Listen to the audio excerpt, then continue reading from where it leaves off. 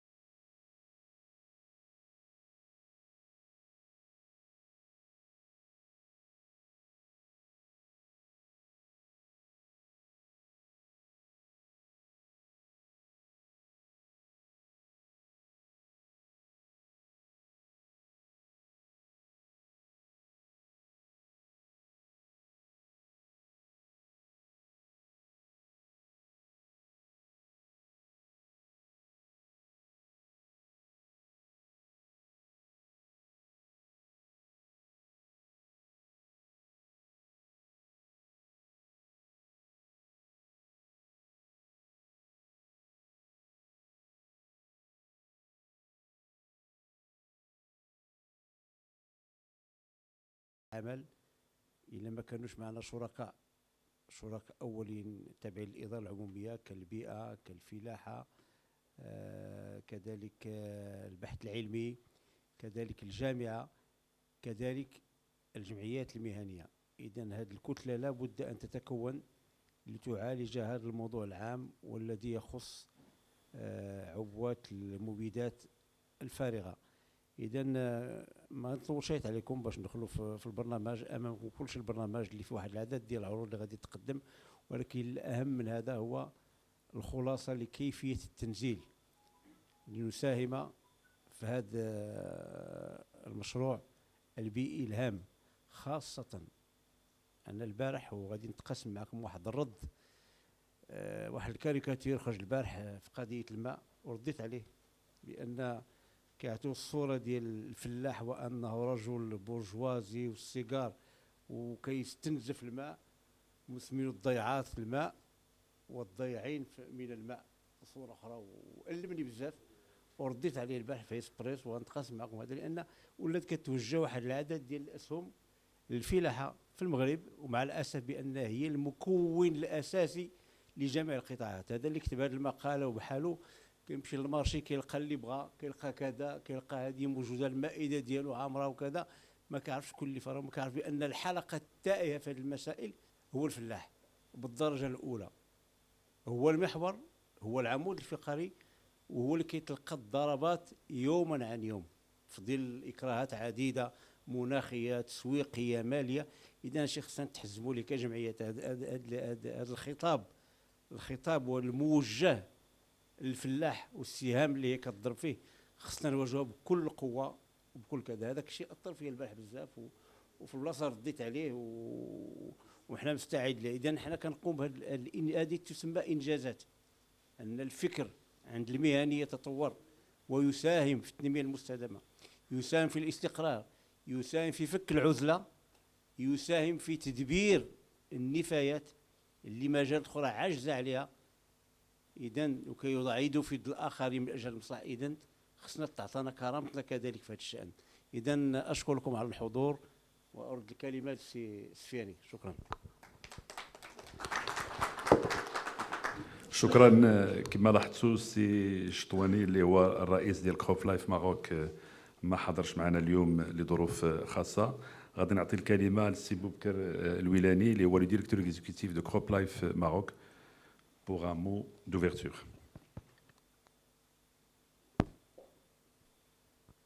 شكرا الإخوان الأخوات، السلام عليكم ورحمة الله تعالى وبركاته. سيد الرئيس، بغيت أولا وقبل كل شيء نشكركم جزيل الشكر على هذه الالتفاتة وعلى هذه التعازي ديالكم، وأمام هذا المصاب الجلال لا يسعنا إلا أن نقول إنا لله وإنا إليه راجعون.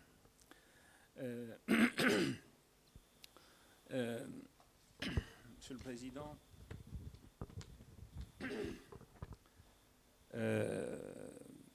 Monsieur le représentant de la wilaya de la région de Souss-Massa, Monsieur le représentant du conseil régional de la régional du Souss-Massa, Madame la directrice régionale de l'environnement du Souss-Massa, Monsieur le représentant de la direction régionale de l'agriculture, Messieurs le Président, Mesdames et Messieurs, permettez-moi tout d'abord, si vous présenter les excuses de notre président, M. Chouani Mohamed, de Crop Life Maroc, qui n'a pas pu se joindre à nous aujourd'hui pour des raisons indépendantes de sa volonté.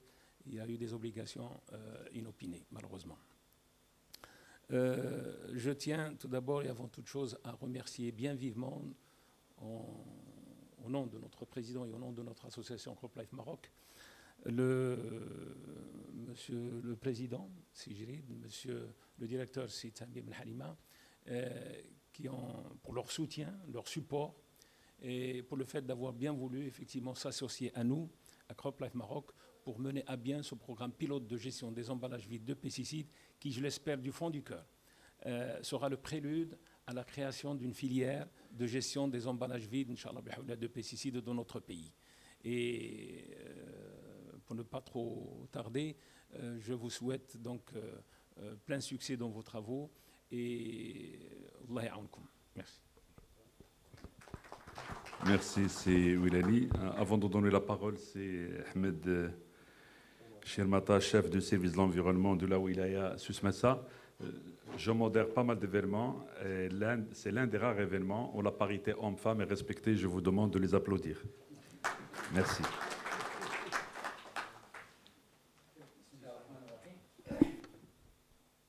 بسم الله الرحمن الرحيم. في البداية أشكر القائمين على هذه الورشة المهمة، وكما عودتنا أغروتيك بالابتكارات ديالها في مدينة الابتكار، أنها الصراحة خدت واحد الملفات، خاصة الملف ديال ما نهضروش على الملف متخصص فيه اللي عنده علاقة بالفلاحة، ولكن تدبير ديال النفايات الفلاحية اللي فيه واحد الثغرة، وخدوا هذا الملف بحنكة وبمهنية، وصلنا للنتائج اللي كل شيء شاهد عليها، ولات دابا يعني واحد المصدر ديال الالهام للجهات الاخرين. يعني هذا الصراحه انا على يقين ان هذا الملف اللي خداوه لاغروتيك اللي فيه عاوتاني اللي فيه واحد الاشكاليه على الصعيد الوطني، ان شاء الله يكون فيه نفس المنوال هذا. يعني الصراحه باش لان من لم يشكر الناس لا يشكر الله، دونك هذا الصراحه باش نذكر بالانجازات ديال اغروتيك. وكذلك أود أن أشكر الحضور الكريم على لأن تشجيع الحضور في هذه الاجتماعات أولا فيه تشجيع لاغروتيك باش يمشيو بعيد، وكذلك أنوه بالتعاون ديال جميع الشركاء، خاصة وزارة المديرية الجهوية للبيئة وكذلك الفلاحة والجامعة حتى هي، لأن الجامعة راه كتحتضننا، والجامعه راه الصراحه ماشي الجامعه ديال شحال هذه، راه مختبرات اللي وضعها راه الاشاره ديال السيتي دينوفاسيون، يعني صراحه راه شي حاجه اللي مفخره واللي غادي تعطي واحد النفس كبير، لان اللي ناقص في جميع المبادرات هو الابتكار والبحث العلمي، الاشراك ديال البحث العلمي.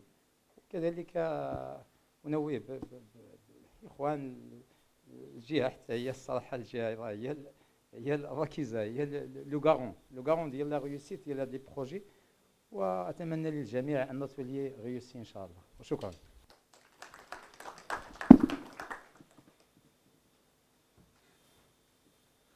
شكرا سي حمد. مدام عامري حنان, vice-présidente du conseil régional du Souss-Massa, chargée de l'environnement au conseil régional du Souss-Massa. تفضلي. تفضلي.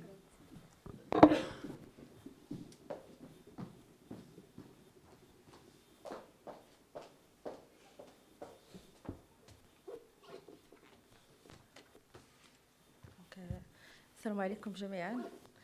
بسم الله الرحمن الرحيم. السادة مدراء المصالح الخارجية، سيدات والسادة رؤساء ومدراء ممثلي جمعية جروب لايف أفريقيا الشرق الأوسط وجروب لايف المغرب وجمعية أغروتك، سيدات والسادة الحضور، يشرفني أن أحضر معكم نيابة عن السيد رئيس جهة سوس-مسا إشغال ورش انطلاق المشروع النموذجي لتدبير عبوات المبيدات الفارغة بجهة سوس-مسا المنظم تحت شعار التدبير المستدام لعبوات المبيدات الفارغة رهان لحماية البيئة وصحة الإنسان والحيوان. أود في البداية أن أتقدم بخالص الشكر إلى الجهة الممولة جروب لايف والجهة المنظمة جمعية أغروتك على دعوتهما لمجلس الجهة للمشاركة في هذا النشاط وعلى المجهودات التي قدموها لتحضيره. أتوجه بالشكر أيضا إلى جميع المتدخلات والمتدخلين وإلى الحضور الكريم على اهتمامهم ومساهمتهم في حماية البيئة.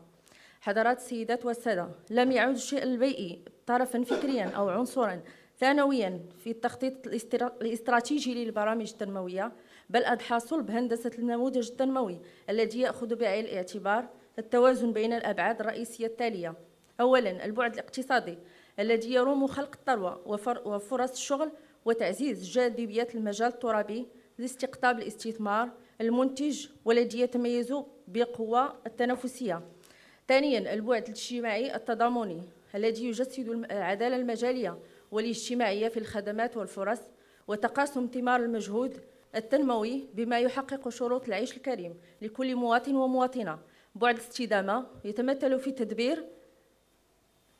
في التدبير المندمج والمستدام للموارد الطبيعية بما يضمن حمايتها من كل أشكال الاستنزاف والتدهور باعتبارها حقاً مشتركاً للأجيال الحاضرة والمستقبلية. إن من شأن استحضار هذه الأبعاد الثلاثة أثناء التخطيط والبرمجة التنموية الترابية أن يحقق التوازن المطلوب من خلال حكامة جيدة ومقاربة شمولية مندمجة متعددة القطاعات والمستويات والفاعلين، وفي إطار رؤية واضحة والتقائية ممأسسة يؤطرها الدستور والجهوية المتقدمة.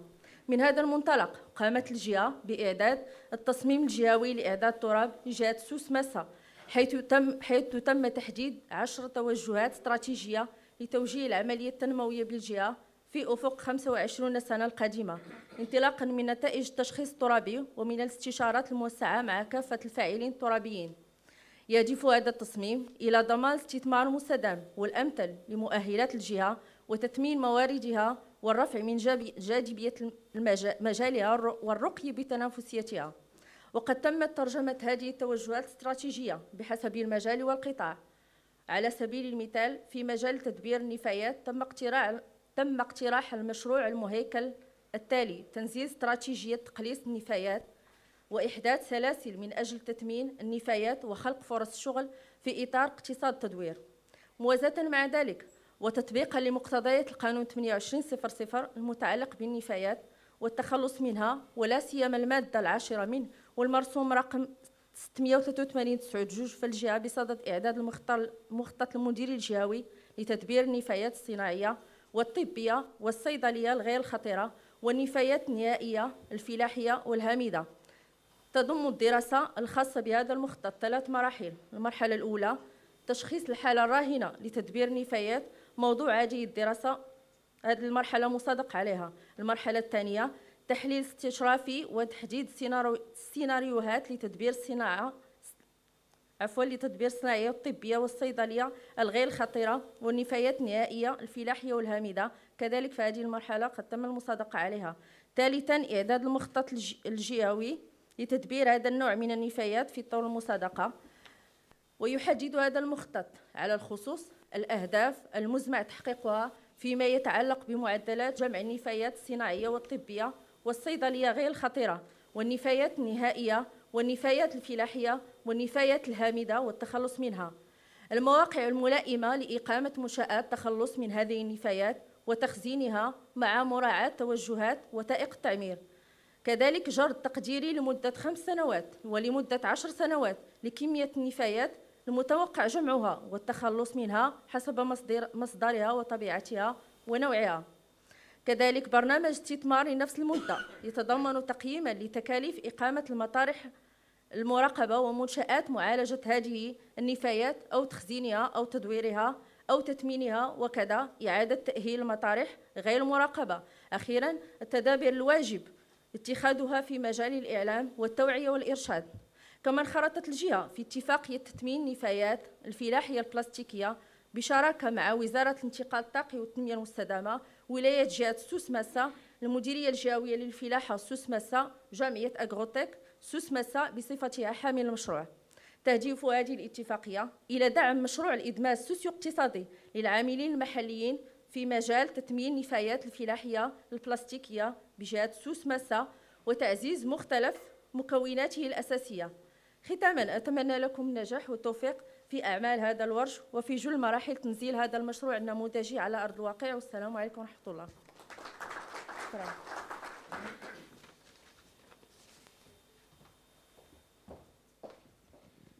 شكرا مدام عامري لهذه المداخله القيمه. كما لاحظتوا الجهه هو شريك اساسي في هذه العمليه اللي كنتناقشوا ولا كندولوا فيها اليوم، ولكن هناك شريك اخر ما يمكنناش نذكروا على لا جيستيون ديال لي زومبالاج فيد والامباكت ديال على لا في هيومان اي انيمال، sans parler de l'université et notamment l'université بنوزور. وبهذا الصدد كنعطي الكلمه سي بندو. Justement, on est dans l'innovation. السيد الرئيس، السيد المدير، السيدة المديرة، السيد الرئيسة، السيدة ممثلة وزارة الفلاحة، السيد ممثل الولاية، السيد المدير، السادة الحضور، أنا في الحقيقة جد سعيد بالجلوس معكم. جيت نشوف واحد ربع ساعة، ولكن السي تامي دائما تبارك الله والسي عبد الجريد المسائل اللي كيتقوموا بها في اطار اغروتك، كاين واحد الالحاح كبير لجمع الشركاء وجمع الشركاء خلال مناظرات، من خلال هاد لي زاتولي اللي كيداروا تيماتيك وحضور متخصصين بحال كروب لايف واشخاص متخصصين في مجالات اخرى، كيعطي واحد النكهه خاصه للعمل الجيد الذي تقوم به جمعيه اغروتك اللي فيها الجهه فيها الجامعه، وايضا نكهه خاصه بما انه مجموعه كبيره من هذه اللقاءات العلميه والتنويريه كتكون في مدينه ابتكار اللي هي ايضا دخل فيها الجهه، دخل فيها الولايه، دخل فيها البحث العلمي جامعه، وايضا وزاره الصناعه والتجاره.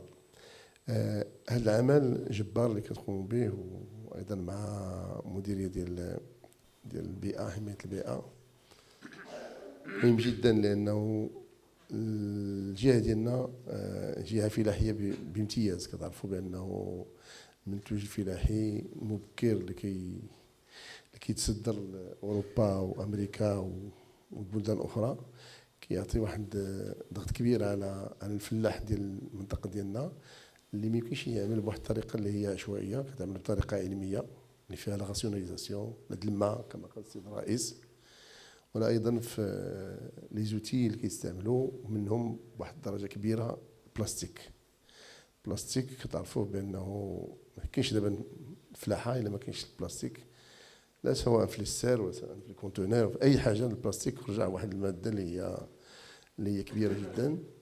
وحنا من ناحيه المنظور العلمي ديالنا، من ناحيه المتخصصين في هذا المجال ديال البلاستيك والبوليمير، بالنسبه للبلاستيك اللي فالوريزابل افي وسيكلابل افي، ما كاينش نشدوا واحد البلاستيك، لا سي اون ماتير اورغانيك بالدرجه الاولى، بوكو بلوس الديريفي ديال البترول وديال المسائل الاخرى، لذا انه يمكن استعمالها، تدويرها، العمل بها. كنستوردوا تقريبا نقدر نقول 100% من لوريجين ديال البلاستيك. حتى البلاستيك كنصنعوه هنايا كنستوردوه من الشرق ومن دول اخرى، لذا هذاك المجموعه ديال النفايات اللي كنقولوا عليها نفايات استون مين دور. وهنا كيدخل الدور ديال البروفيسيونيل مع لي شيرشور. كومون روندر داك المين دور فالوريزابل، التثمين، ونتجنبوا التلوث ديال البيئه، لان يمكن نلقاوه في البحر من بعد او في الفيرجي.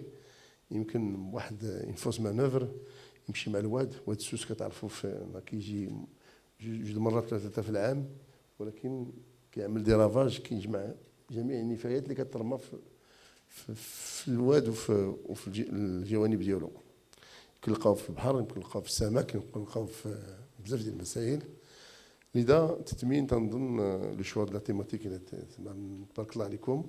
lancement du projet pilote de gestion durable des emballages vides et phytopharmaceutiques. La thématique elle est excellente. L'impact اللي غيكون ان شاء الله الوقع غيكون واحد الوقع كبير ديال نتمنى ان شاء الله البرنامج يكون كبير. هنا الجامعه يمكن تساعد، لانه حاليا في مدينه الابتكار كتوفر على واحد ليكسترودوز اللي كانت جات اون فونكسيون ديال لا دوموند ديال لي ستارت اب كي سون هنايا. شاك فوا تنجتمعوا معهم تيقولنا خصنا البلاستيك، خصنا دي اكسترودوز، خصنا دي زيكيبمون اللي يمكن نكاركتيريزو بهم البلاستيك، يمكن نخرجوا دوتر ماتيريو ا باز دو بلاستيك. سي بور سولا كو نو افون ايكيبي جهزنا لا سينوفاسيون ماشي بعيد يلاه هذا الشهر هذا شهر نوفمبر بين اكسترودوز. وكاين ان اوتر بروجي تري امبورطون فيه بوكو دو ماتيريال، ان بروجي اوروبيان فيه بوكو دو ايكيبمون tout ce qui est caractérisation les objets liés à base du plastique. Donc هنا كاين واحد l'interaction اللي يمكن تخدم في le sens positif avec l'agrotech, avec les partenaires, avec الفلاحة، avec les startups, avec les chercheurs، على اساس داك التثمين. هذاك التثمين يساهموا فيه جميع، اولا لحماية البيئة، ثانيا للقيمه المضافه والثمن ديالو اللي هو غادي بطريقه تصاعديه. وايضا المغرب كبلد اللي يراهن على المستقبل اللي يعتمد على حمايه البيئه والديفلوبمون ديورابل، التنميه المستدامه. كنظن بانه سوس ماسا افيك لاغروتيك، افيك لي كومبوزونت، افيك تو لي بارتنير ان شاء الله ما يمكن الا تنجح في هذا. إذا التوفيق كنتمنى لكم التوفيق إن شاء الله في هذه المناظرة، في هذا الاتelier هذا. وكانت احنا كجامعة مستعدين للعمل معكم ودائما الباب مفتوح.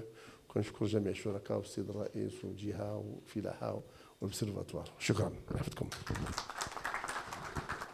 Merci Monsieur le Président. Je cède la parole à Madame Khadija Sami, directrice régionale de l'environnement, la région Souss-Massa. Bonjour tout le monde. Alaikum. Tout d'abord, je voudrais remercier l'Agrotech, Monsieur le Président et Monsieur le Directeur. Monsieur le Président de Life, Sayyidana Ibn Raïs, Sayyidana Moutilat Filaha. Alors, je vous remercie de m'avoir invité à lancement qui est très important pour nous. Avant ça, je voudrais féliciter l'Agrotech et nous féliciter aussi pour l'organisation de la filière des déchets plastiques agricoles. Pour nous, c'est une réussite. Pour nous, c'est une réussite et on espère, bien sûr, comme à l'accoutumée, réussir l'organisation de cette filière, de ce type de déchets qui est vraiment important. Et j'espère aussi que notre réussite sera mise à l'échelle au niveau des autres régions, Inch'Allah, et au niveau national. Mesdames et messieurs, la loi 99/12 a adopté le principe de la REP, la responsabilité élargie des producteurs. Ce principe étend les obligations du producteur jusqu'au stade de cycle de vie d'un produit en aval à la consommation. Par ailleurs, le Maroc a consacré aussi la transition vers une économie verte comme deuxième enjeu de notre stratégie nationale de développement durable. Cette transition sera accomplie à travers essentiellement l'inscription de l'industrie marocaine dans une trajectoire d'économie verte et la promotion d'une gestion intégrée des déchets basée sur l'économie circulaire, sociale et solidaire. C'est dans ce sens que notre ministère a œuvré pour la réalisation d'une stratégie de mise en place de filières de valorisation des déchets et l'exécution du programme national de valorisation des déchets, dont la philosophie de ce programme est d'opérer un changement de modèle d'une économie linéaire à une économie circulaire. De par sa vocation, l'agriculture a enregistré un essor considérable lors de ces dernières années dans la région de Souss-Massa et par conséquent une augmentation considérable de ce volume de ces déchets plastiques agricoles et les déchets d'emballage vide phytosanitaire. Donc, conscient des enjeux que pose cette situation, les acteurs régionaux concernés doivent entreprendre certaines actions dans l'optique de diagnostiquer la problématique et proposer des pistes pour assurer une meilleure gestion et valorisation de ces déchets. De plus, les investigations pointent la région de Souss-Massa comme première région en termes de quantité d'emballage vide de produits phytosanitaires. De toute façon, vous pouvez me corriger, monsieur le directeur, monsieur le représentant du CONSA. Donc, le chiffre que j'ai, c'est 350 tonnes par an, selon l'enquête de 2014. Et en raison de leur dangerosité particulière, en vue de faire mûrir la réflexion autour d'une stratégie de traitement et de valorisation de ces déchets, ce projet pilote est très important pour cette région. Tout de même, il est à rappeler que les emballages vides de pesticides sont considérés comme des déchets dangereux conformément au décret 27253, portant classification des déchets et fixant la liste des déchets dangereux. Alors que les directives européennes considèrent ce déchet comme déchet non dangereux s'ils sont rincés 3 fois. À cet effet, et suite aux recommandations de l'étude sur la base juridique de la filière de ces déchets, au Maroc, il a été proposé au département de l'environnement d'élaborer un arrêté spécifique fixant les prescriptions particulières relatives à la collecte, le transport, le stockage, au traitement et l'élimination de ces déchets, conformément à l'article 30 du décret 2-1485, relatif à la gestion des déchets dangereux. Donc, j'espère que tous, on mutualise nos efforts pour la sortie de cette filière, Inch'Allah, من هذه الجهة, que اللي تعودنا إن شاء الله دائما المشاريع اللي كينطلقوا من هذه الجهة كينجحوا. كنتمنى لكم ورشة موفقة إن شاء الله. شكرا. Merci Madame Sami. نعطي الكلمة الآن Madame Ba'li Wafa, représentant de la Direction régionale de l'agriculture. Merci Monsieur. Bismillahirrahmanirrahim. Messieurs, dames, bonjour. J'ai le plaisir d'être parmi vous pour le démarrage de ce projet. Je tiens à remercier vivement l'Agrotech, Monsieur Jri dans sa qualité de président, Monsieur Benhalima, directeur de l'Agrotech, pour leurs efforts pour mener une agriculture durable à travers le lancement de ce projet de gestion des emballages, des emballages vides pharmaceutiques. Je remercie la société CropLife pour leur appui. En effet, ces emballages, une fois utilisés, constituent une grande nuisance pour l'environnement et pour l'homme en particulier. D'accord. Je citerai les intoxications dues à la réutilisation des emballages vides de pesticides responsables d'une létalité importante. Mais que faire? Les pesticides, ils font partie intégrante des facteurs de production, on ne peut pas les éliminer. Plusieurs solutions ont été, pour une agriculture durable, ont été proposées par l'ANVA et l'Agrotech à travers de grandes études distinctes pour la gestion de ces emballages et surtout les déchets agricoles, mais elles n'ont pas été prises en charge. Plusieurs expériences ont été aussi menées dans la région, mais elles n'ont pas abouti. Donc je crois qu'il est temps d'impliquer tous les partenaires, notamment les producteurs. Il est temps d'aller dans le sens d'une agriculture durable, en sensibilisant les utilisateurs producteurs sur les expériences réussies de gestion des emballages vides. Et je crois que c'est l'objectif de cet atelier. D'ailleurs, je remercie l'Agrotech et CropLife pour leur engagement à trouver une solution à ce problème récurrent dans la région. Et merci. Merci beaucoup.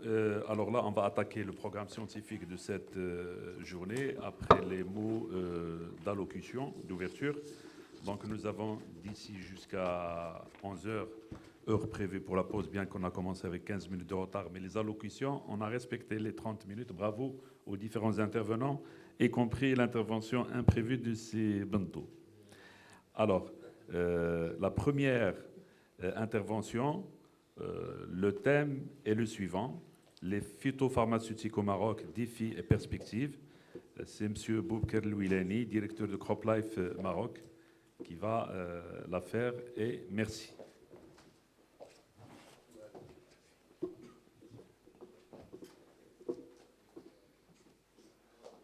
Alors, où est-ce qu'elle est la présentation?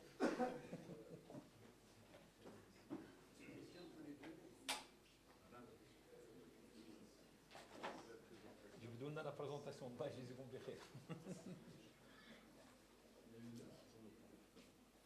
pas fait dire. ماشي فين دابا خديجه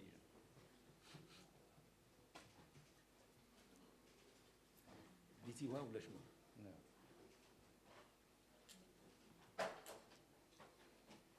هي ديك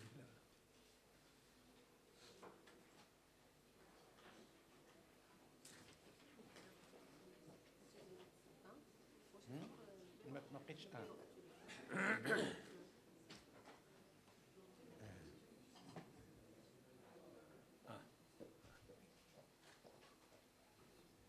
Merci.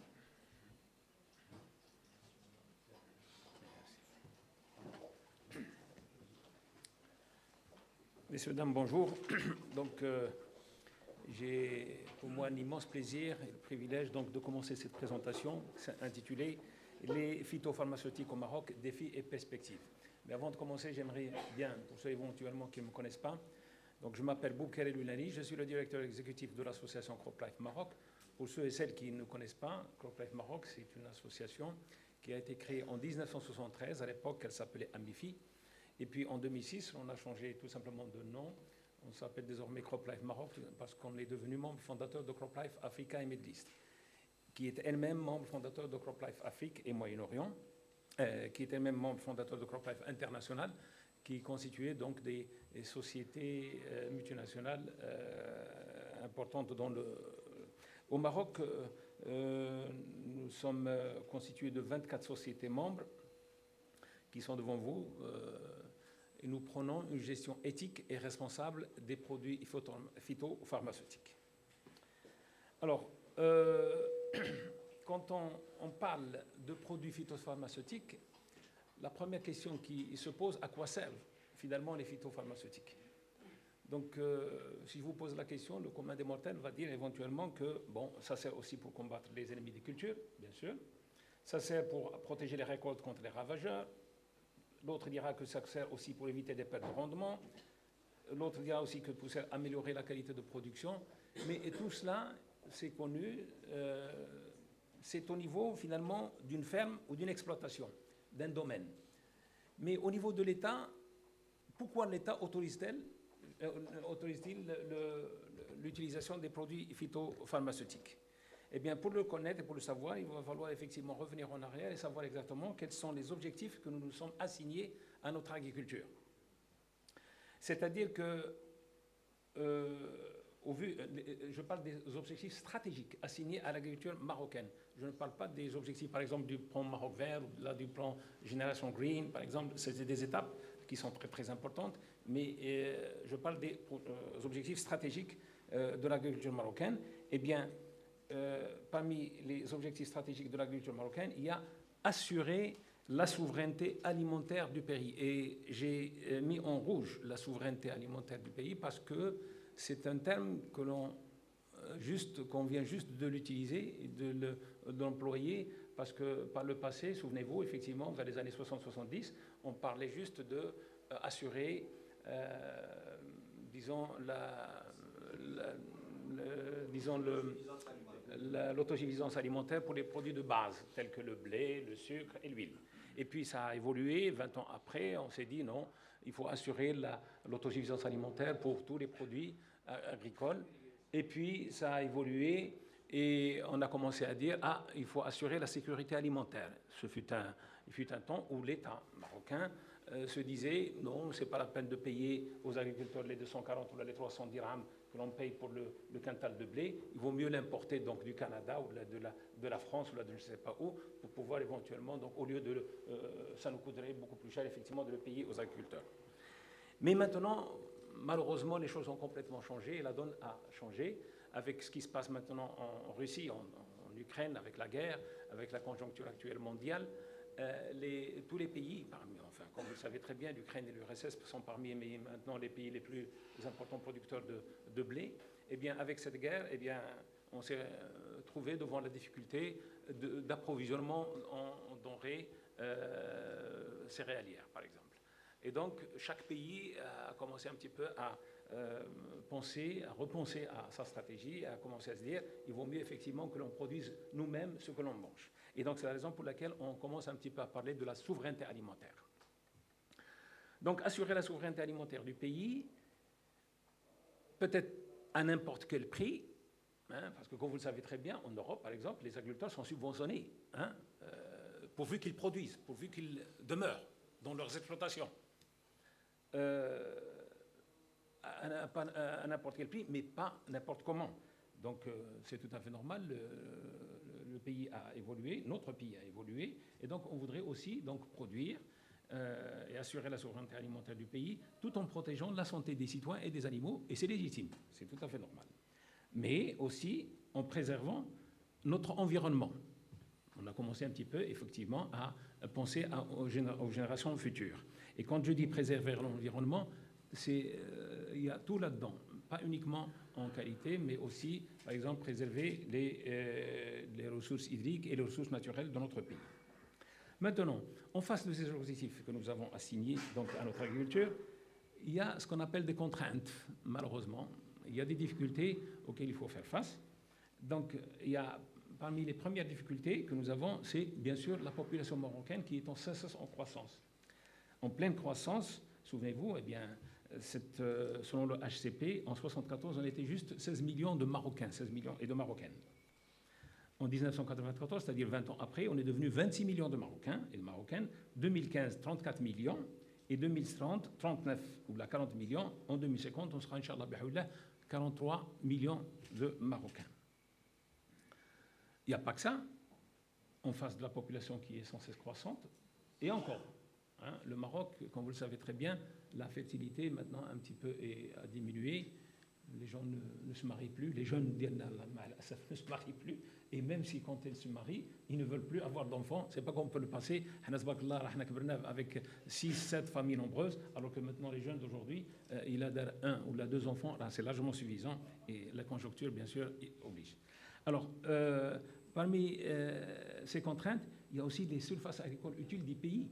Les surfaces agricoles utiles du pays qui sont en constante diminution. Ce n'est pas moi qui le dis, c'est effectivement l'État marocain qui le dit, parce qu'il y a l'expansion des villes. Et à cause de l'expansion des villes, nous le savons très bien, il y a 5000 hectares de surfaces agricoles utiles du pays qui sont perdus chaque année.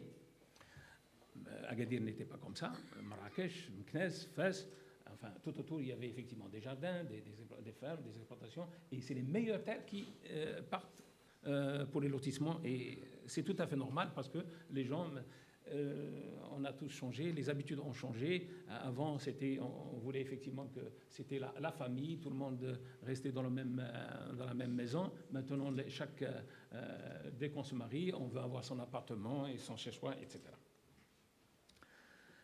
à cause aussi bien sûr de la désertification, ça on le sait, à cause aussi de l'érosion, mais il y a aussi le fait de la diminution de la capacité des terres pour l'agriculture. C'est une étude qui a été conduite par la FAO, l'INRA et la Direction de la météorologie nationale, qui a conclu à la chose suivante: il y a une chute de la productivité agricole au Maroc. Bien sûr, diminution de la capacité des terres à l'agriculture, perte de la fertilité des sols et tarissement des ressources hydriques. Ça, on le sait, on va le voir. Mais c'est la raison pour laquelle l'Office chérifien des phosphates est en train de faire le maximum pour essayer un petit peu de faire les analyses des terres agricoles, la cartographie des terres agricoles, et essayer un petit peu d'aider les agriculteurs pour qu'ils puissent éventuellement donc trouver les engrais et les fertilisants adaptés. Le tarissement des ressources hydriques, vous le connaissez, vous le savez mieux que moi, vous le vivez mieux que moi malheureusement. Donc dans la région, il y a pas mal le Maroc, c'est devenu structurel, la sécheresse est devenue effectivement structurelle et plus conjoncturelle, et donc on doit effectivement prendre comme une donne vraiment. Alors, il n'y a pas que ça malheureusement, il y a une autre contrainte. Comme vous le voyez, effectivement, il y a plusieurs contraintes pour pouvoir éventuellement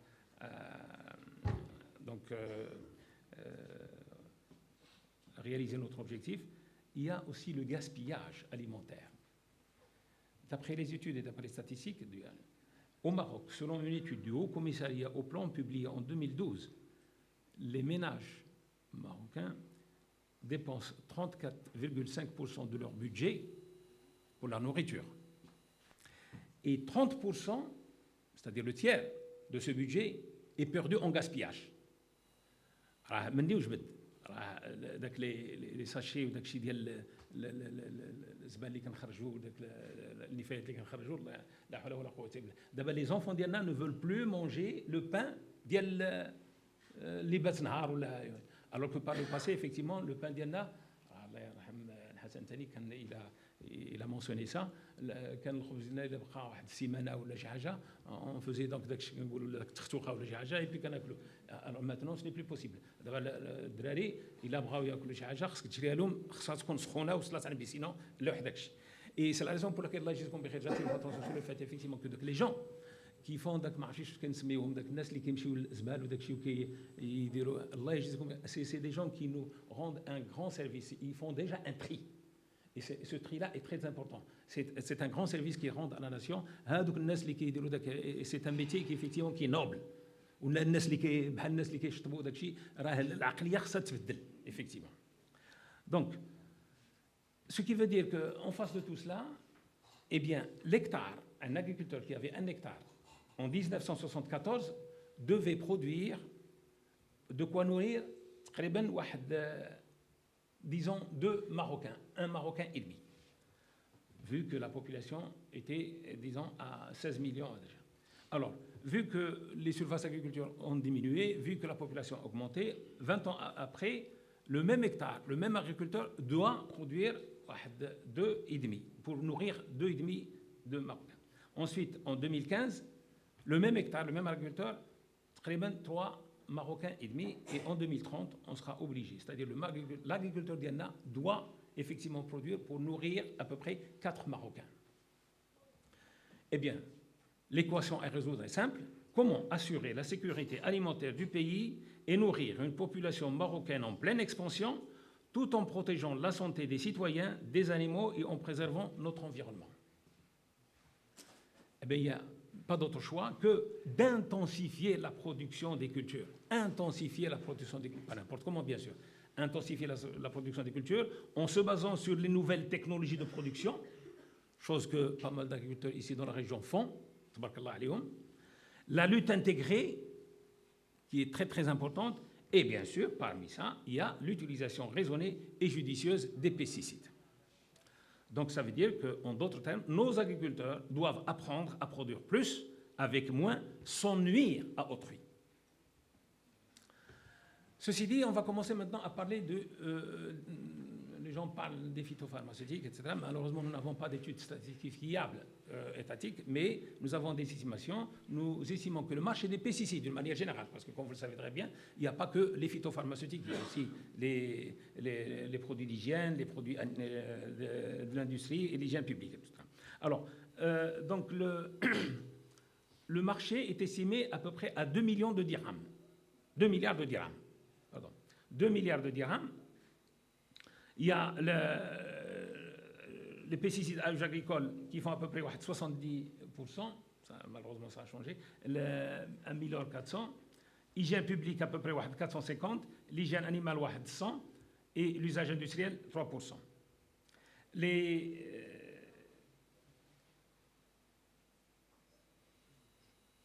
ne sais pas pourquoi il y a eu une animation, mais ça a disparu. Bon, c'est pas grave. Alors, donc, par culture, il y a par exemple les plantes, par classe tout d'abord, il y a les insecticides qui représentent à peu près 45%, les fongicides 40% et les herbicides à peu près 15%. Mais c'est un pourcentage qui change d'année en année, vu en fonction des conditions climatiques, en fonction effectivement de la pression des maladies, etc. Quand il pleut, bien sûr, ce sont les fongicides qui deviennent plus importantes, 45-50%, et quand c'est la sécheresse, malheureusement, c'est les insecticides qui l'emportent. Par culture, bien sûr, c'est le maraîchage qui a la part du lion, avec 44%, suivi des plantations, 26%, les céréales, 21%, culture industrielle, 7%, et le divers, 2%. Vous voyez déjà à partir de cette répartition que ici, les céréales, où il y a une surface, disons, emblavée qui est très, très importante, et qui ne consomme que 21%. Là, déjà, il y a un problème. Maintenant, pour tout ce qui est importation, parce que nous ne produisons pas beaucoup de produits de phytopharmaceutiques au Maroc, la plupart c'est importé de l'étranger. Alors ici, vous avez donc les importations depuis 2010 jusqu'en 2021. Et vous le voyez, c'est une moyenne à peu près de 17 000 tonnes par an que l'on importe chaque année. C'est des statistiques de l'Office de change, où malheureusement, il n'y a pas une distinction entre les rubriques, les pesticides qui sont...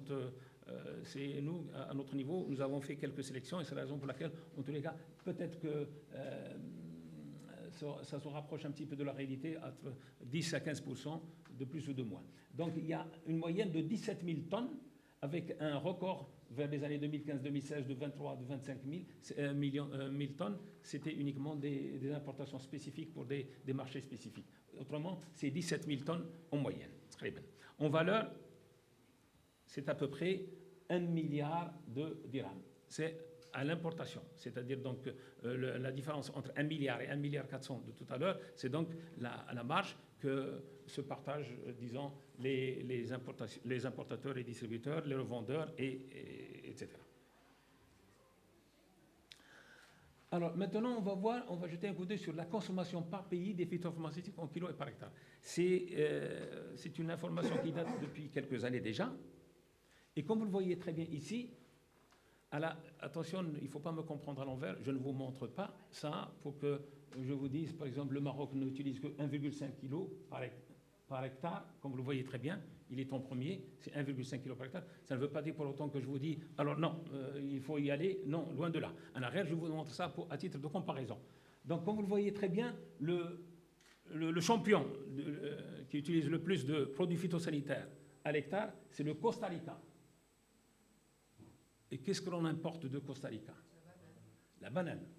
Est-ce qu'on a eu des problèmes au niveau de la banane? Du point de vue résidu ou malheureusement, enfin heureusement, non. Eh bien tout simplement parce que dans le Costa Rica, ceux effectivement qui utilisent des produits phytosanitaires, c'est des grandes multinationales, c'est des sociétés vraiment structurées et organisées et qui appliquent à la règle les bonnes pratiques phytopharmaceutiques. C'est-à-dire avec ces gens-là, on n'a pas... Il suffit juste d'appliquer les choses correctement, on n'a pas de problème. Et comme vous le voyez ici, donc il y a, malheureusement je n'arrive pas ici, je suis obligé de lire ici parce que je ne vois pas très bien là. Donc vous voyez effectivement donc la France ou l'Espagne, c'est effectivement des... enfin vous avez ça devant vous, malheureusement je n'ai rien. Donc c'est uniquement pour que vous ayez une idée. Maintenant, il y a une étude plus récente qui a été faite par la FAO, selon les différentes données de l'Agence statistique de l'Organisation des Nations Unies pour l'alimentation et l'agriculture, correspondant à 2020, le Maroc consomme beaucoup moins de pesticides que de nombreux autres pays producteurs. Alors, le résultat de cette étude. Donc, Israël, par exemple, 14,51 kg par hectare, le Pays-Bas, 11,89, la Belgique, 6, Italie, 6, Brésil, 5, 6, Portugal, 5, France, 3,4, Espagne, 2,6, Turquie, 2,32 et le Maroc, 1,46. Tout cela pour vous dire effectivement que les gens qui disent « Ah, on utilise trop, voilà, on nous empoisonne », c'est pas vrai. C'est pas vrai. Le fait effectivement que nous sommes très loin encore, enfin bien sûr, il faut rentrer dans le détail et savoir effectivement quelles sont les cultures qui sont, comme vous le savez très bien, dans la région, puisque c'est destiné vers les exportations. Les gens sont obligés effectivement d'être certifiés et d'être. Il y a des cahiers des charges qui doivent être respectés. Je parle maintenant de l'agriculture traditionnelle que nous avons, ou là les autres agriculteurs effectivement qui produisent pour le marché local. Cela, il faut qu'ils fassent attention. Maintenant, le 1,46 kg par hectare, si on rentre dans les détails du marché phytosanitaire marocain, vous avez ici la consommation par marché. On dit le marché ici, c'est chaque ravageur. Hein? Par exemple, ici, vous avez en valeur le marché le plus important des phytopharmaceutiques, c'est celui de la désinfection du sol. Comme vous le savez très bien, à Agadir, vous ne pouvez pas, comme vous le savez, faire de la tomate sans désinfection du sol. Et donc là, ça représente, le marché Bouhdatou représente 13% du marché phytosanitaire marocain global. Ensuite viennent les antidicotes, etc., etc. En tonnage, c'est encore pire. Puisque, comme vous le savez très bien, les désinfections du sol, ils utilisent des quantités importantes par hectare, pas comme les autres, quand on lutte contre les autres ravageurs. Alors, rien de la désinfection du sol, 21%. Si on enlève le 21%, où on est obligé effectivement de les utiliser, sans quoi on n'a pas de tomates et on n'a pas d'autres légumes, eh bien, le 1,4, il descend. Pour vous dire effectivement que même le 1,4, en principe et en réalité, ne représente pas la réalité. Alors maintenant, on a justifié l'utilisation des produits phytopharmaceutiques. Parce qu'il y a des gens effectivement qui disent effectivement que ça pose des problèmes. Oui, ça pose des problèmes et c'est la raison pour laquelle on essaie de faire le maximum pour essayer un petit peu de limiter les dégâts. Les gens qui disent effectivement que les produits phytosanitaires sont dangereux, bien sûr qu'ils sont dangereux. Ils ont été fabriqués pour ça, pour être dangereux. Le problème, c'est le risque, c'est-à-dire que l'exposition à ce risque et à ce danger qui pose problème. Et c'est la raison pour laquelle, tout le long du cycle de vie des pesticides, nous avons identifié un certain nombre de contraintes qui se posent et auxquelles on doit faire face pour que le marché du phytopharmaceutique soit bien régulé. Alors, au niveau de l'homologation et de la distribution, comme vous le savez très bien, il y a la nécessité d'accélérer l'adoption des décrets et arrêtés pour l'application de la loi 3418. Comme vous le savez très bien, la loi 3418 a été effectivement adoptée par le Parlement européen marocain en 2021. Et maintenant, il y a les projets de décret qui sont donc au niveau de l'ONSA. Il y a bientôt, ils vont donc, vers fin décembre, ils vont être publiés, Inch'Allah, bihamdillah. Il y a la nécessité, et c'est un autre problème, c'est-à-dire que ce n'est pas encore fini, ça ne fait que commencer, il va falloir effectivement accompagner ces projets de décret avec les arrêtés et les procédures. Il y a la nécessité de renforcer les ressources des capacités de la division des intrants chimiques au niveau de l'ONSA, parce qu'effectivement, la tâche est vraiment immense. Nécessité d'accélérer la formation et la mise à niveau du revendeur. Comme vous le savez très bien, l'ONSA a initié le recensement des revendeurs. Il y en a 1300 et je pense effectivement qu'il y en a davantage, il y a à peu près 1500, pour leur octroyer les agréments prévus par loi et qu'ils soient identifiables. Nécessité d'organiser la vente au niveau des souks hebdomadaires et interdire les marchands ambulants. Ça aussi, c'est un autre chantier qui est très, très important. Nécessité de lutter contre la contrefaçon et la contrebande qui pose vraiment des problèmes énormes. Au niveau de la lutte intégrée, qui est l'essence même de l'agriculture marocaine, parce que beaucoup de gens pensent effectivement que quand on pense lutte intégrée, il ne faut pas utiliser les produits chimiques. Non, loin de là. La lutte chimique est une des composantes de la lutte intégrée. Comme vous le savez très bien, la lutte intégrée, c'est 3 étapes. C'est la prévention, c'est le suivi et c'est l'intervention. Et donc la lutte chimique, en dernier lieu, quand on voit effectivement qu'il n'y a plus rien à faire, on pense à la lutte chimique. Alors, pour la lutte intégrée, il va falloir effectivement, parce que la loi 3418 ne pense qu'aux bonnes pratiques phytopharmaceutiques. Alors qu'en fait, il fallait parler de la lutte intégrée, la promotion de la lutte intégrée qui englobe aussi l'utilisation des produits phytopharmaceutiques. Donc, nécessité de mener des campagnes de sensibilisation et de vulgarisation pour l'adoption pour les agriculteurs de la lutte intégrée. À l'exception de quelques agriculteurs avertis, la majorité n'attache pas beaucoup d'importance à cette pratique. Je ne parle pas de la région d'Agadir parce que là, pas mal d'exploitations sont vraiment en avance. Mais on parle, il n'y a pas qu'Agadir malheureusement, il y a aussi les autres régions. Pour ce qui est des bonnes pratiques phytopharmaceutiques, peu d'agriculteurs sont formés pour l'application des produits, peu d'agriculteurs lisent les consignes de sécurité, peu d'agriculteurs font le calibrage de leur matériel, et 96% des applicateurs ne portent pas en même temps les 6 articles des EPI. 30% des agriculteurs ne portent pas les 3 éléments clés des EPI, c'est-à-dire les gants, le blouson ou les bottes. Et 48% des agriculteurs disent ne lavent pas les éclaboussures agrochimiques qui subissent en pulvérisation. Pour ce qui est des gestions des emballages vides qui nous concernent le plus maintenant, c'est que 73% des agriculteurs ont tendance à ne pas rincer leurs contenants agrochimiques vides. Pas de rinçage. 27% qui le font ne respectent pas les consignes de triple rinçage. La majorité des agriculteurs ne savent pas quoi faire avec ces emballages vides. Et la réutilisation de ces emballages vides est pratique courante, malheureusement, induisant des risques majeurs pour la santé et l'environnement. Nécessité de créer une filière de gestion des emballages vides en partenariat avec toutes les parties prenantes, et c'est la raison pour laquelle on est là aujourd'hui. Et je vous demande effectivement que si on ne s'associe pas tous ensemble, parce que ni CropLife, ni Agrotech, tout seul, on ne peut pas le faire, on ne peut pas le réussir. Donc il va falloir effectivement se joindre nos efforts tous ensemble pour pouvoir éventuellement mener à bien cette opération qui sera bénéfique pour tout le monde, Inch'Allah, bihamdillah. Gestion des stocks obsolètes, là, c'est un autre problème. Il va falloir effectivement penser une fois pour toutes à un incinérateur. Il va falloir maintenant... la loi dit effectivement que vous avez un produit qui est obsolète, ou là qui arrive à échéance, ou là qui a été interdit par l'ONSA. Eh bien, vous devez l'éliminer. Eh bien, pour pouvoir l'éliminer, il va falloir l'exporter. Et pour pouvoir l'exporter, il va falloir encore trouver... Maintenant, avec tout ce qui se passe, peu de pays maintenant acceptent les déchets. Donc chacun doit se débrouiller pour soi. Donc ce qui fait qu'il va falloir, une fois pour toutes, effectivement, que l'on pense à un incinérateur qui pourra effectivement résoudre le problème aussi bien des stocks obsolètes que des emballages vides, avec l'espoir. Si on arrive, Inch'Allah, avec ce programme pilote de gestion des emballages vides de pesticides, à convaincre les gens pour qu'ils changent un petit peu la loi et pour qu'ils pensent effectivement, après triple rinçage, les emballages vides ne sont plus considérés comme dangereux, on peut les valoriser et ça sera une très bonne chose. Avec ça, je vous remercie pour votre attention.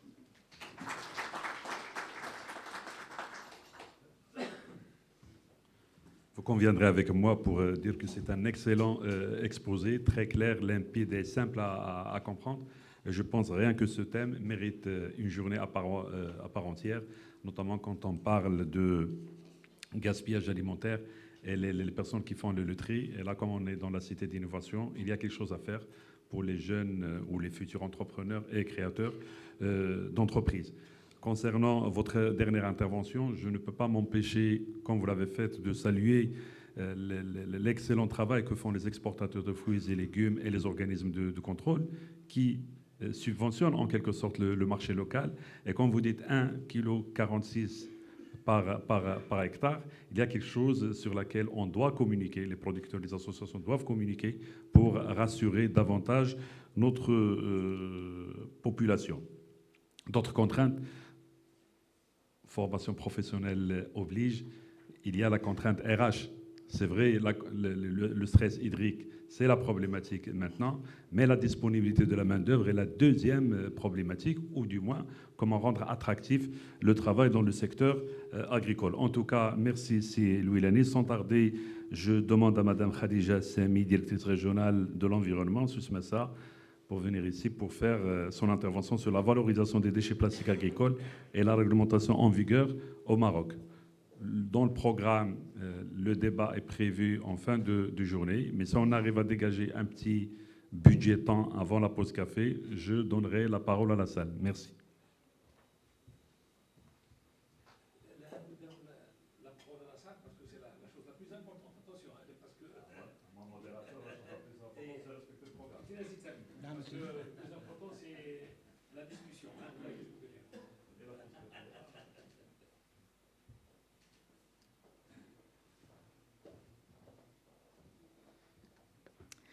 Rebonjour. Alors, la discussion est très importante, alors je serai très brève parce que même moi, je n'aime pas présenter la loi. Mais bien sûr, comme a dit Monsieur le Directeur, bien sûr, on va joindre tous les efforts pour, Inch'Allah, dépasser ce souci juridique. Alors, je commencerai quand même par des chiffres sur le gisement national en matière de déchets. Donc, le gisement total des déchets au niveau national est estimé à 26,8 millions de tonnes, hors déchets agricoles. Donc ça, c'est un chiffre énorme. Pour les déchets ménagers, il y a l'urbain, c'est à peu près 6 millions de tonnes, et 1,5 million de tonnes pour les déchets ménagers ruraux. Les déchets industriels, 5,4 millions de tonnes. Les déchets de démolition, de construction-démolition, c'est 14 millions de tonnes. Alors, ce type de déchets, c'est un très, très grand problème pour la gestion au niveau marocain parce qu'on souffre de la quantité aussi, il est très, très encombrant. Pour les déchets dangereux, c'est à l'ordre de 300 kilotonnes. Alors, il y a les déchets, comme j'ai dit, qui représentent 52% de la totalité des déchets. Il y a les déchets ménagers, 28%, et il y a les déchets industriels à 20%. Donc, à l'horizon de 2030, le gisement total de déchets connaîtra une augmentation, bien sûr, importante, et pour atteindre 39 millions de tonnes, soit une augmentation de 45%. Alors, pour cela, il y a des dispositifs, bien sûr, d'accompagnement. Donc, bien sûr, il y a le PNDM, le Plan national des déchets ménagers et assimilés, et il y a aussi la stratégie nationale de réduction de valorisation de ces déchets. Il y a 8 axes dans cette stratégie. C'est le renforcement, bien sûr, du cadre législatif relatif à la réduction et la valorisation des déchets. Il y a renforcement du cadre institutionnel, le financement de la gestion durable, la réduction des déchets et aussi l'économie circulaire dont j'ai parlé tout à l'heure, et aussi la planification de la performance territoriale, recherche et développement et communication. Pour des chiffres de la région, nous avons une couverture de la planification à 100%. Donc, nous avons élaboré les plans directeurs préfectoraux et provinciaux de gestion des déchets. Donc, les préfectures et les provinces sont dotées de leur planification. Le gisement, c'est à peu près 597 222 tonnes par an. C'est les chiffres de l'année 2019. Et comme vous constatez, bien sûr, entre 2011 et 2020, la production s'est accrue à plus de 70%. Donc cette même tendance est prédictible pour la décennie en cours. Le gisement pour le plan régional de gestion des déchets industriels, médicaux, pharmaceutiques non dangereux et des déchets ultimes, agricoles et inertes, Madame Lamiri en a parlé tout à l'heure. Alors nous avons des chiffres qu'il faut prendre quand même. J'ai mis que cette configuration est susceptible de changer, notamment avec l'installation des projets engagés dans le PAI, dans le plan d'accélération industrielle. Donc, comme je note que les déchets agricoles, c'est à 6 299 000 tonnes par an. Alors, comme cadre juridique, nous avons, tout à l'heure j'en ai parlé, c'est la loi 99, bien sûr, portant Charte nationale de l'environnement et du développement durable, qui a incité à établir la stratégie nationale de développement durable, dont l'enjeu 2, réussir la transition vers une économie verte. L'axe stratégique 10, c'est réussir la transition vers économie verte aussi. Donc, la production des déchets, c'est une opportunité. Donc, instaurer les 3 R et aussi développer l'économie circulaire. Alors, je commencerai ce cadre juridique qui est très embarrassant. Donc, la loi 2800, je l'ai résumée un petit peu en 3 axes. La gouvernance, c'est instituant la commission des PCB. La planification de la gestion déjà à 3 niveaux. Donc, nous avons un plan directeur national, un plan directeur régional et les plans directeurs préfectoraux ou provinciaux et aussi les plans communaux. Installation d'élimination des déchets avec les 2 décrets sur la prescription technique relative aux décharges contrôlées et la valorisation des déchets par incinération. Comme vous le voyez, je ne vais pas citer tout ça parce que c'est la seule loi environnementale qui est dotée de 11 décrets d'application et 10 arrêtés d'application. Donc on sent que vraiment cette loi, et en plus, on est appelé à la réviser prochainement. Alors, en plus de ça, nous avons 8 décisions administratives dans la plateforme, je pense, la plateforme, j'ai oublié, rojas.ma, voilà, rojas.ma.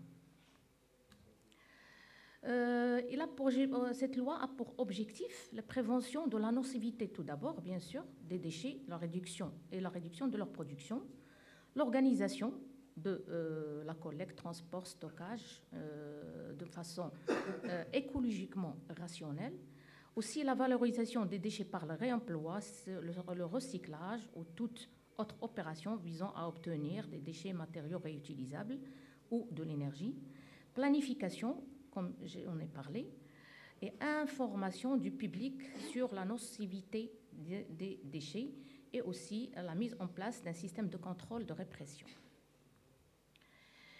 Comme champ d'application, cette loi s'applique à toute catégorie des déchets, donc déchets ménagers assimilés, déchets industriels, déchets médicaux, pharmaceutiques, déchets dangereux, déchets inertes, agricoles, déchets ultimes, déchets biodégradables, à l'exception des déchets radioactifs, des épaves, des navires et toute autre épave maritime, des effluents gazeux ainsi que des versements, écoulements, rejets, dépôts directs ou indirects dans une eau superficielle ou la nappe souterraine parce qu'ils sont inscrits dans l'article 52 de la loi 1095 sur l'eau.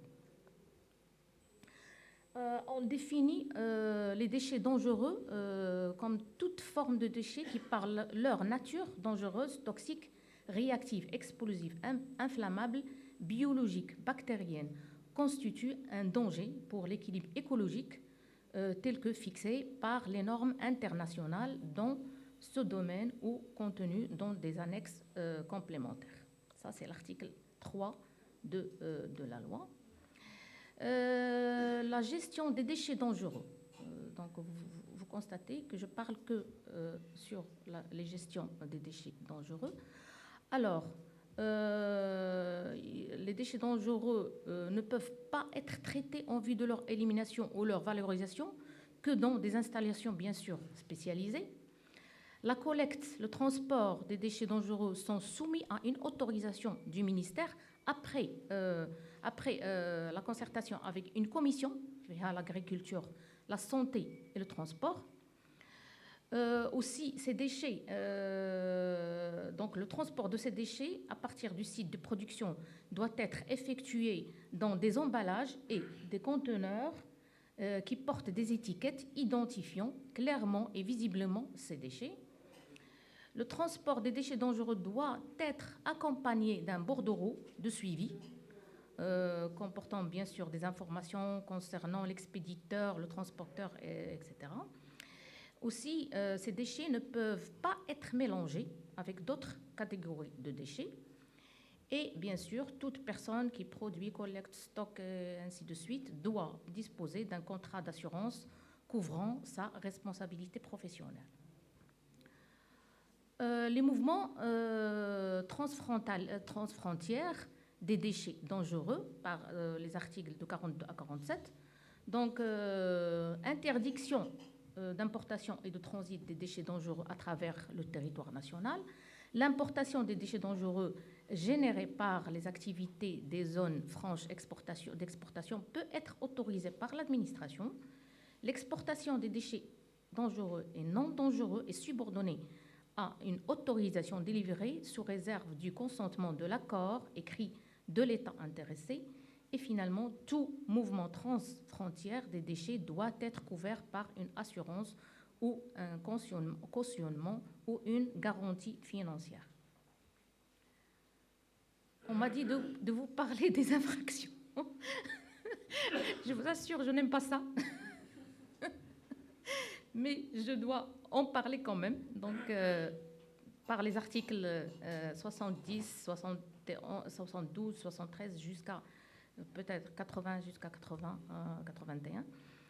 Bon, quiconque, en dehors des endroits désignés à cet effet, dépose, jette, enfuit les déchets considérés dangereux, conformément à la liste des déchets dangereux dans le décret 253, je vais en parler tout à l'heure, ou procède à leur stockage, traitement, élimination, incinération, est passible d'une amende de 10 000 à 2 millions de dirhams et d'un emprisonnement de 6 mois à 2 ans ou de l'une de ces deux peines seulement. Baraka. Alors, je vais passer. Il y a tous les articles jusqu'à 80. Il y a aussi l'article 80 qui parle du cumul des infractions. Et aussi, en cas de récidive, aussi, ça double cette amende.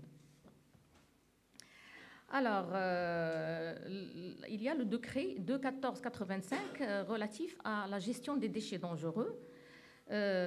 Donc, il a pour objectif de fixer les mesures organisationnelles de gestion des déchets dangereux, bien sûr, les modalités d'octroi, des installations spécialisées, des autorisations pour le traitement, et ainsi de suite. Les modalités aussi d'octroi de l'autorisation de collecte de transport des déchets et les conditions des prescriptions techniques. Les dispositions du présent décret s'appliquent sur les déchets dangereux tels que définis dans la liste du décret 253, les générateurs, les détendeurs, les collecteurs, les transporteurs et destinataires des déchets dangereux et les installations de stockage, de traitement de ces déchets et aussi les déchets médicaux et pharmaceutiques. Il y a aussi un arrêté relatif à la gestion des déchets dangereux.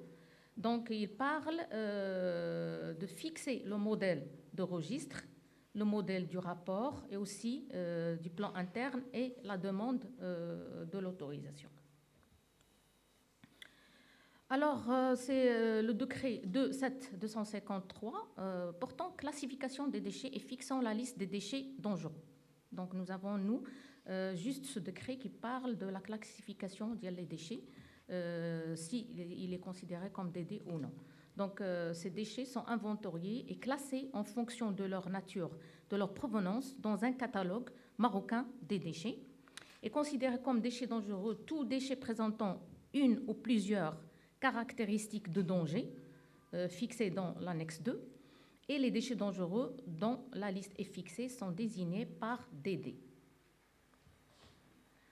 Ça, c'est l'annexe de la liste de dangers, donc de 1 à 13. Il y a l'explosible, le comburant, l'extrêmement inflammable, jusqu'aux déchets dangereux pour l'environnement. Il y a aussi le catalogue marocain des déchets. Il considère les pesticides par le code 21-19 comme dangereux, comme DD. Les emballages aussi contenant des résidus de substances dangereuses ou contaminés par tel résidu, le code 15.1.01.10. Les emballages métalliques contenant une matrice poreuse solide, y compris les conteneurs à pression vide, c'est le code 15.01 et 11. J'ai mis ici un extrait de catalogue marocain. De toute façon, il y a l'annexe de la loi. Donc, c'est le code 21, c'est les pesticides, ils sont considérés comme DD. Aussi, le code 15, emballage des déchets d'emballage absorbants, chiffons, d'essuyage, matériaux filtrants et vêtements, de protection non spécifiques. Il y a 1501, c'est l'emballage des déchets d'emballage, compris les déchets d'emballage municipaux collectés séparément. Et bien sûr, ce qui est considéré comme déchets dangereux, c'est l'emballage contenant des résidus de substances dangereuses ou contaminées par de tels résidus, et aussi l'emballage métallique contenant une matrice poreuse, solide, dangereuse, par exemple l'amiante. Il y a aussi d'autres lois qui sont en relation avec les déchets plastiques. Il y a la loi 7715 relatif à la fabrication, l'importation et l'exportation des déchets plastiques. La loi, bien sûr, 1203 que vous connaissez tous, c'est l'étude d'impact sur l'environnement. Je tiens juste à préciser que tout projet qui œuvre dans la gestion des déchets, tout type de déchets est assujetti à une étude d'impact sur l'environnement. Il y a bien sûr la loi 3418 que nos amis de l'ANSA vont présenter. 3005 relative au transport par route de marchandises dangereuses, et ainsi de suite. Il y a aussi le décret 214-782 relatif à l'organisation, aux modalités de fonctionnement de la police de l'environnement. Mais je vous assure qu'on n'est pas assez outillé pour le contrôle de ce type de déchets. Je vous remercie. Ça, c'est notre site web de ministère, et aussi une vidéo sur la gestion des déchets. Merci.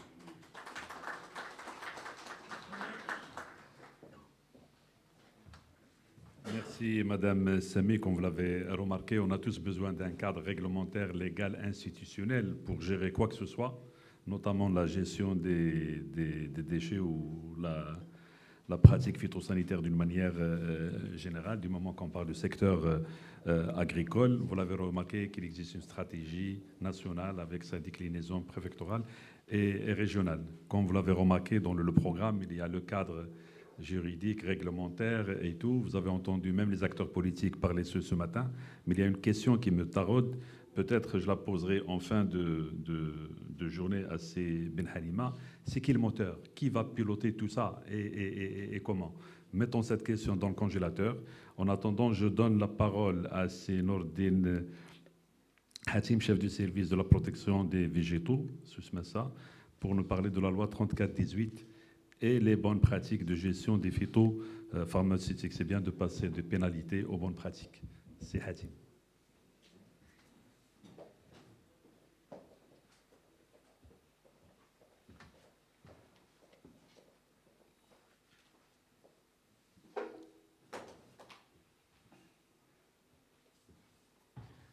السلام عليكم ومرحبا بالحضور وشكرا للمنظمين لهذا اليوم وعلى هذه الورشه اللي غتعم بالفائده علينا الجميع وغتجعلنا في ان كادر سينرجيك à travailler sur un sujet débattu depuis les années 80-90.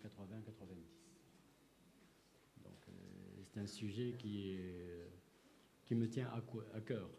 Donc les déchets plastiques liés aux phytosanitaires comme les déchets agricoles d'une façon générale, c'est un sujet qui me tient à cœur. De toute façon, aujourd'hui, je viens représenter la direction régionale de Susmessa, de l'ONSA. Madame la directrice s'excuse de ne pas pouvoir être parmi nous. Cette présentation, ce n'est pas moi qui l'ai préparée, donc ça m'a été transmis le soir par la division des intrants chimiques. Monsieur Jafar Ahmed, qui devrait être présent parmi nous, malheureusement, il a eu un empêchement de dernière minute. Donc, cette loi, la loi numéro 34-18 relative aux produits phytopharmaceutiques, il vient corroborer donc, un arsenal juridique se rapportant à tout ce qui est protection des cultures, fertilisants, support de culture, comme la loi 53-18, la loi sur la protection des végétaux, etc. Donc cette loi, il vient après une longue attente pour une refonte de la loi 42-95 sur l'organisation du commerce des pesticides à usage agricole. Donc plusieurs travaux, plusieurs ateliers, aussi bien avec la FAO et dans le cadre institutionnel de jumelage avec l'Union européenne, etc. Et on a fait aboutir à cette loi.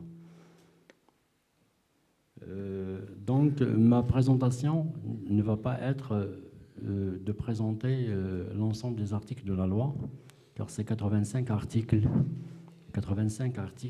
et ça demanderait quelques 3 heures pour le faire et pour expliquer article par article.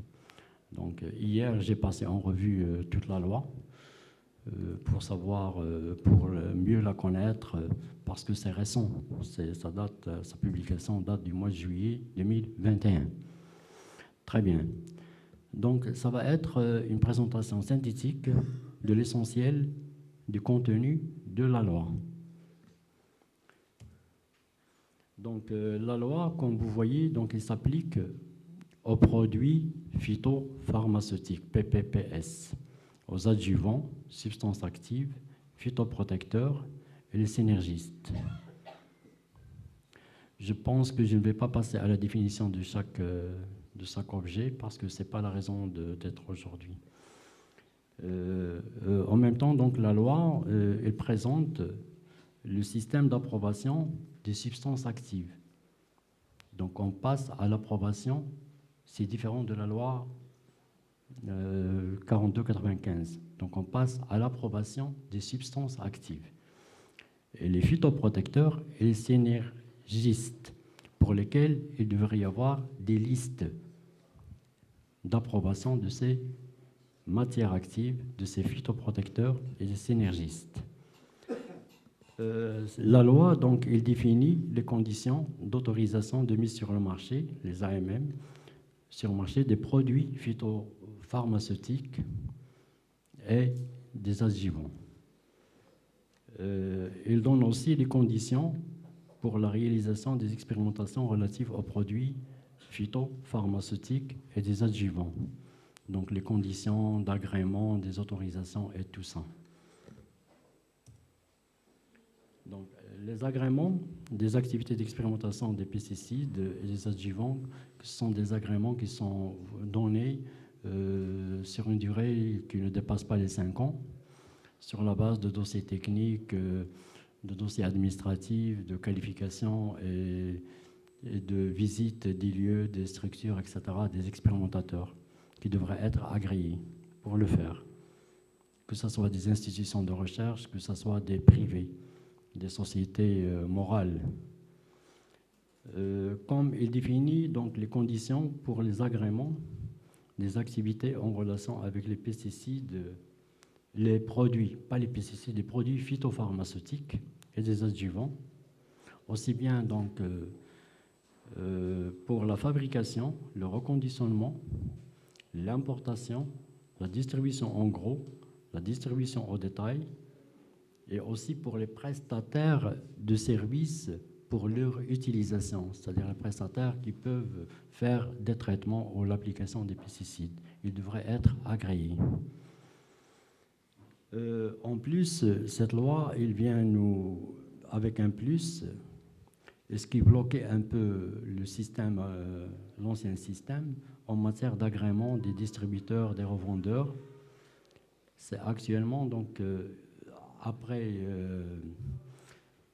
la préparation et la validation et l'approbation des textes d'application de cette loi, comme a dit M. Louis Lenny, donc les textes d'application, il y a plusieurs textes d'application se rapportant à la commission des produits phytopharmaceutiques, à l'administration qui doit préparer donc un plan national de phytopharmacovigilance, la liste des pays qui ont un système équivalent au nôtre en matière d'homologation, d'autorisation des matières actives ou des produits phytopharmaceutiques, les listes pour lesquelles on considère des substances de base à faible risque, et même les matières à faible risque, les usages mineurs pour lesquels il peut y avoir des extensions faciles d'utilisation, des facilités quand on a un problème national lié à la gestion d'un organisme qui paraît subitement, donc pour les plans d'urgence, pour gérer des crises. Donc il peut y avoir des autorisations faciles. Il permet aux organisations professionnelles de demander donc à l'autorité compétente qui est l'ONSA de pouvoir leur fournir ou étendre l'homologation. Ce n'est pas l'homologation, c'est les autorisations. Actuellement, on parle d'autorisation de mise sur le marché. Donc de les autoriser certaines molécules qui intéressent la profession et qui ont prouvé leur efficacité ailleurs et qui sont déjà homologuées, qui sont ailleurs, pour que l'administration puisse faire vite pour trouver des solutions à la profession. Donc cette loi, elle le permet facilement. Donc c'est plus clair. Pour les extensions d'homologation, pour les usages mineurs, et en cas de problème national de l'extension, de l'explosion d'un ravageur, d'un problème ou d'une maladie, etc. Donc on parle, la nouvelle chose, c'est le certificat individuel des personnes désirant exercer l'une des activités: fabrication, reconditionnement, importation, distribution de détail, prestation de services pour l'utilisation. Le certificat individuel, ça peut être pour une personne physique comme pour une personne morale, pour une société. Le certificat individuel, c'est qui prouve que l'entité ou la personne dispose des qualifications pour pouvoir gérer, et manipuler, vendre ou utiliser le pesticide. Le produit, je reviens au pesticide, donc le produit phytopharmaceutique. Donc cette loi, elle apporte aussi les modalités de contrôle des produits phytopharmaceutiques et des adjuvants, la verbalisation en cas d'infraction, les procès-verbaux pour les prélèvements d'échantillons, pour les analyses, les recours en justice pour les gens concernés. Et donc tout est dans la loi. Le dernier, c'est pas le dernier, donc j'ai pas encore terminé. La portée. La portée donc, de la loi, c'est pour les produits destinés à la protection des végétaux, comme a dit Sylvie Lény, donc protection des végétaux aux produits végétaux contre les organismes nuisibles, ou les produits qui ont une action sur les processus vitaux des végétaux, sans parler donc des fertilisants. Donc les fertilisants, je fais les actions sur les processus vitaux des végétaux, en soustrayant donc les fertilisants et les nutriments. Les conservateurs des produits végétaux, donc les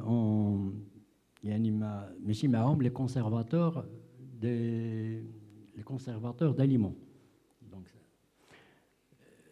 Donc les produits qui servent à la destruction des végétaux ou des parties de végétaux indésirables, c'est-à-dire les herbicides, ou pour freiner des produits qui servent au freinage, aux préventions de la croissance indésirable des végétaux. Aussi les adjuvants destinés à renforcer l'efficacité d'un produit phytopharmaceutique. Les catégories de produits exclus de cette loi, c'est les produits d'hygiène, des végétaux et des produits végétaux, et les produits d'hygiène publique en général, donc ils ne font pas partie ils sont exclus de cette loi. Les agents conservateurs des produits végétaux, les substances nutritives ayant une action sur les végétaux, et les produits d'hygiène destinés aux locaux d'élevage.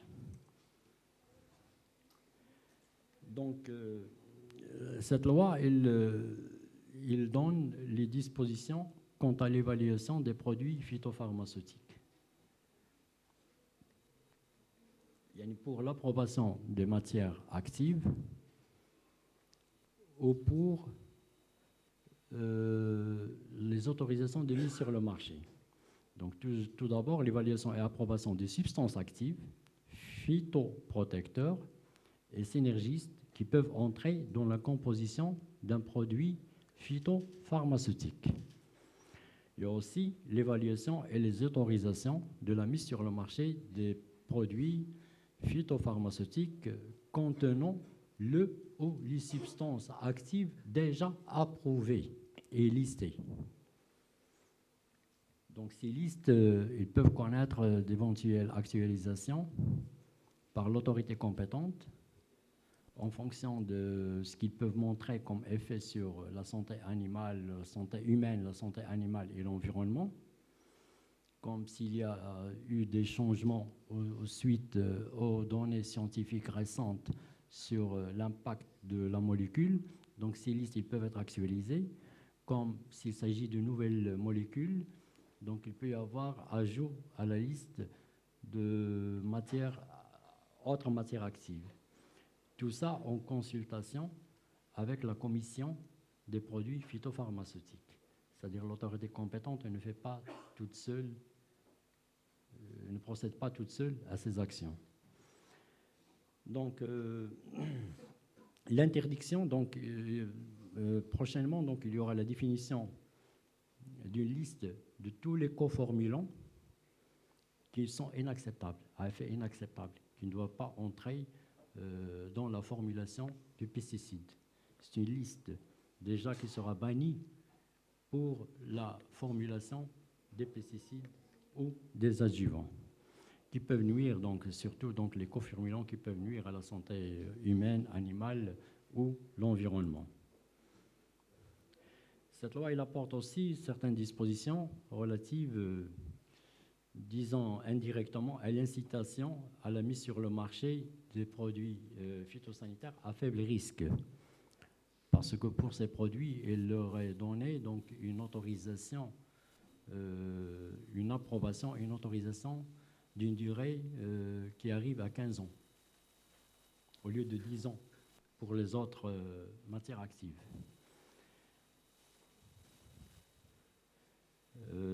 Donc aussi, donc, comme je vous ai dit tout à l'heure, donc l'extension des autorisations de mise sur le marché provisoire dans le cadre de mesures d'urgence phytosanitaire, lorsque l'État, lorsque le Maroc a besoin de faire des traitements contre un organisme nuisible, donc il peut y avoir extension facile mais provisoire de l'autorisation de mise sur le marché. Donc aussi l'extension des autorisations de mise sur le marché pour l'usage mineur. Il y aura des dispenses, des autorisations de mise sur le marché pour les produits phytopharmaceutiques qui sont fabriqués uniquement des substances de base, parce que ça sert à l'importation pour fabriquer des pesticides. Donc, s'il s'agit de produits industriels qui vont servir à la fabrication de molécules ou de pesticides. Donc, il définit aussi les conditions pour l'importation de la substance active, du phytoprotecteur ou du synergiste.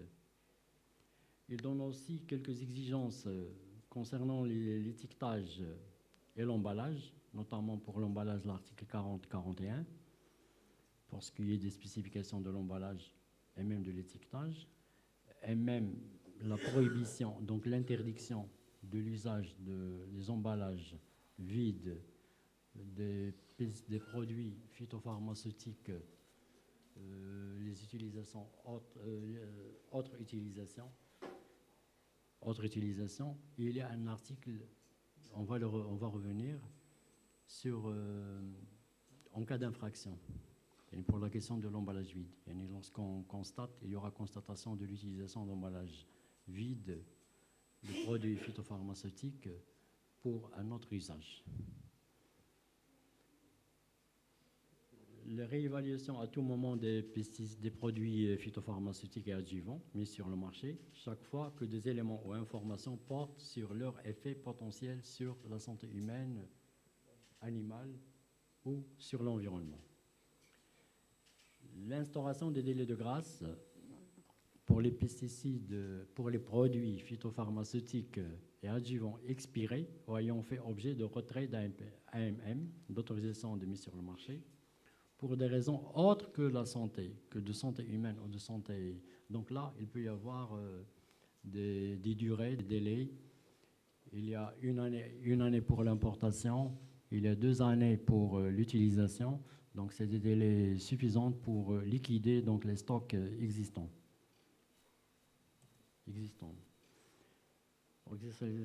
Donc, conditions d'agrément pour la fabrication de reconditionnement, les conditions d'octroi des certificats individuels, donc il définit les conditions pour avoir le certificat individuel, pour pouvoir vendre, commercialiser, fabriquer, reconditionner, etc. Il y a un article qui parle de la question de la publicité, plutôt 2 articles.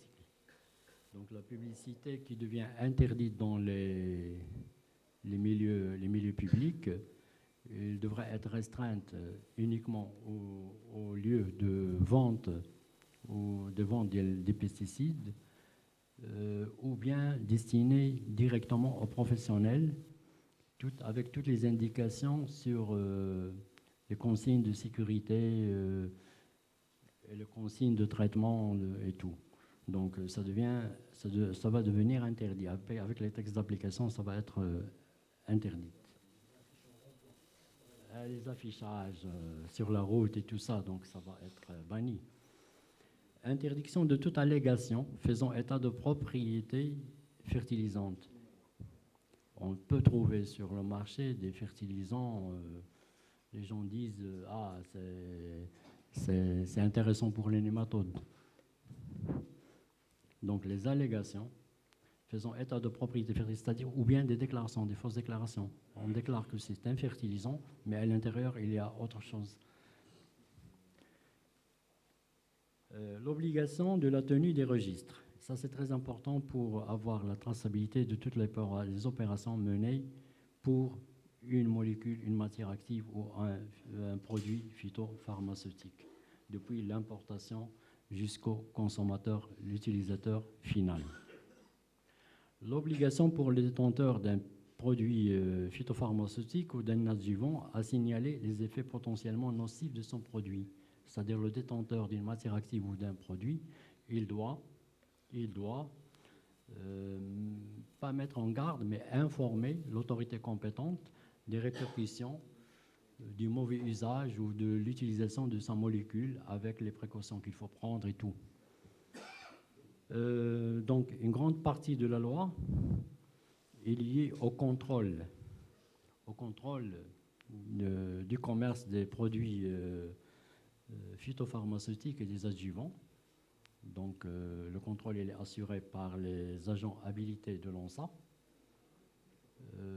L'habilitation, donc il y aura un texte d'application pour faire sortir ce texte, des agents habilités assermentés de l'ONSA qui feront le contrôle aussi bien tout le genre d'activités liées aux produits phytopharmaceutiques, aussi bien la fabrication, l'importation, distribution, reconditionnement, vente en gros, en détail, donc tout ça, donc, ça va faire partie du contrôle.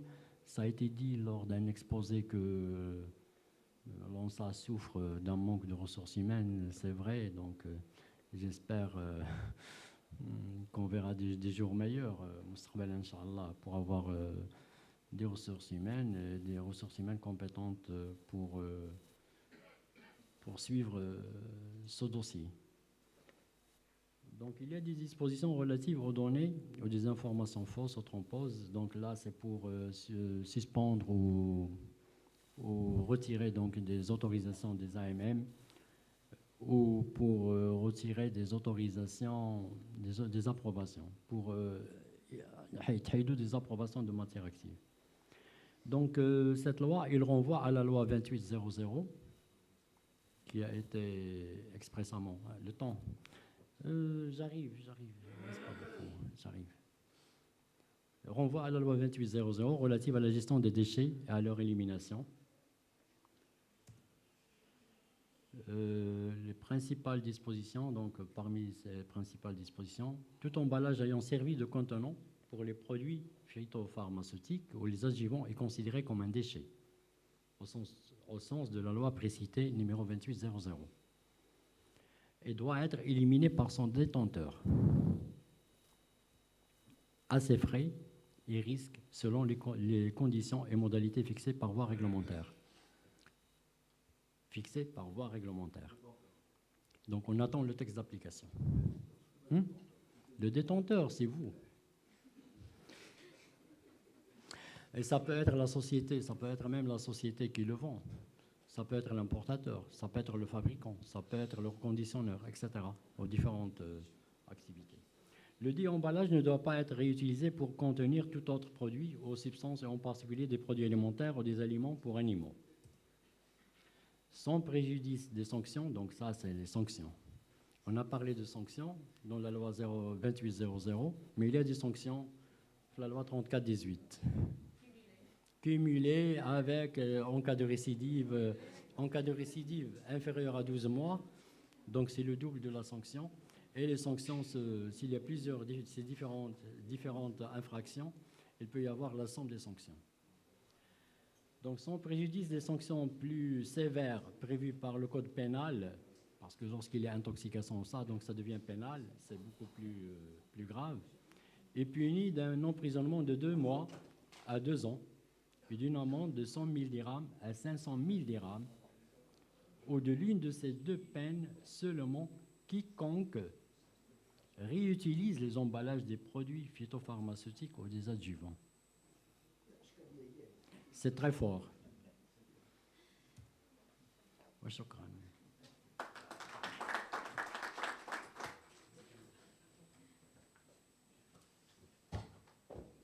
Sihati. Moi aussi, je risque une sanction qui est la vôtre si jamais je ne respecte pas le programme et le respect notamment du timing.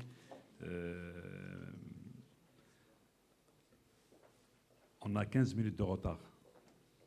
On devait faire la pause à 11h, maintenant il est 11h30. On fait la pause, après on reprend les travaux.